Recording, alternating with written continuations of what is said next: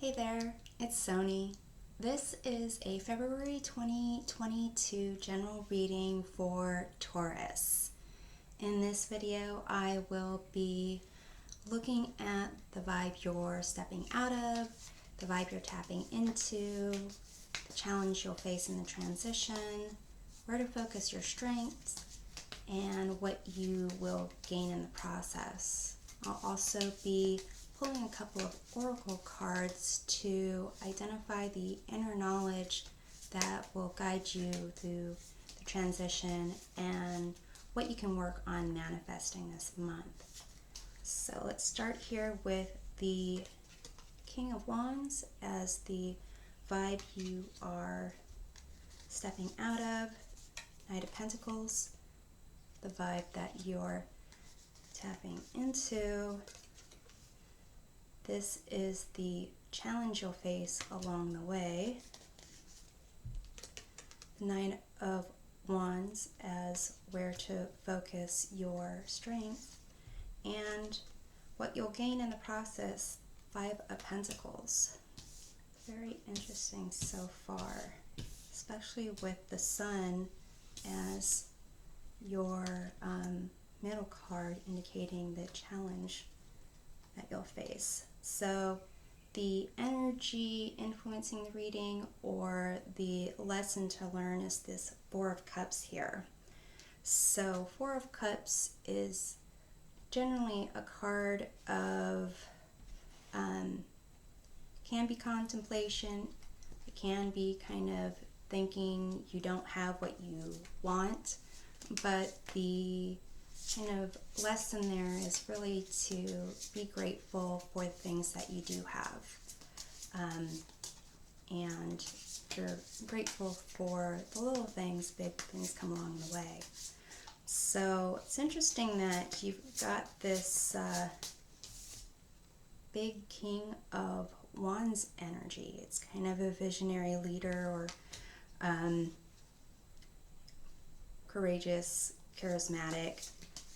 That's on the light side. On the dark side, it could be a little bit kind of conceited, braggy, and overbearing. So we'll go ahead and clarify.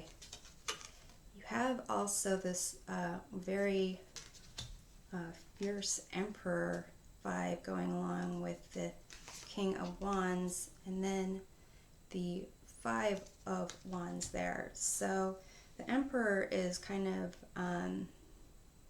even more aggressive and masculine energy going on, and with the Five of Wands, it can be, competition, it can be conflict, not really sure how to prioritize your desires. So I'm going to go ahead and clarify this Emperor in the King of Wands. You have the Six of Pentacles here, which is kind of needing to balance some inequality. You need to kind of harmonize some things. So it seems that you have been tapping into this more aggressive and dominant King of Wands energy, but you're stepping into this Knight of Pentacles energy, which is more slowed down and intentional, and wanting to have a good reputation, wanting to do things in a way where you can be proud of the future that you built for yourself. The Knight of Pentacles is not as confident and are sure of themselves as King of Wands energy, but it's still willing to learn the best ways to optimize the goals that the Knight of Pentacles has. So go ahead and clarify that. Top of the deck, you have the Judgment card here. So it could be that you need to really slow down and assess the decisions that you've made and take a moment of truth to reflect on your past and figure out, is that the person that you wanted to be? Did it get you where you should be at this point as to where you want to go? And the Ten of Pentacles, the bottom of the deck, is it helping you? How have you been in the past? Is that helping you create the world that you want for yourself, the people that you want to surround yourself with, and the legacy that you want to leave behind? With the Sun as the challenge, could be that there's actually shining a light on how to do this might be the issue, but let's clarify.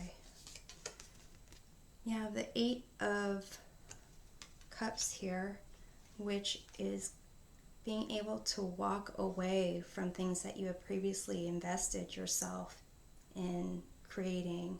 And it's difficult to walk away, but it's not in your best interests to stay. Doesn't necessarily mean a forever walking away, but it is something that needs to occur, at least to have some reflection, true reflection, and kind of goes hand in hand with the Judgment card. You also have the Wheel of Fortune here, which is basically, it can indicate kind of karma. Definitely there's always change going on, and I think it's interesting in terms of the challenge being the Sun. The Eight of Cups is usually depicting an individual walking away under nighttime. Actually, I think the traditional card, it was like a sun and moon together. So it might be that the challenge is knowing when that time is and kind of shining a light on it. I'm going to get a further clarification. The Wheel of Fortune.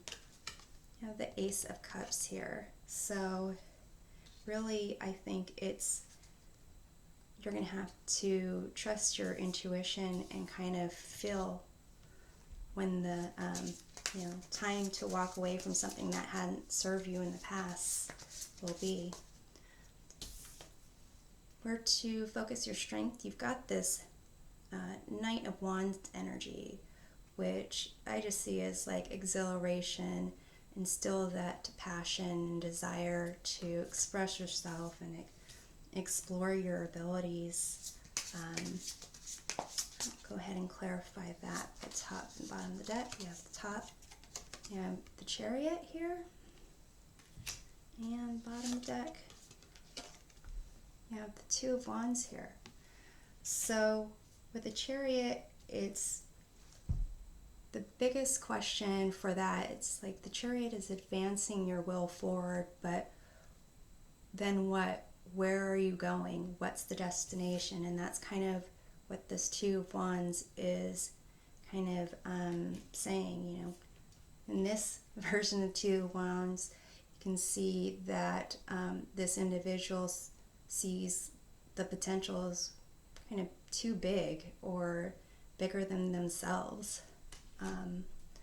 But really, they kind of need to make the decision of where they want to go, and once that destination is kind of put in mind, then you can overcome the obstacles to get there.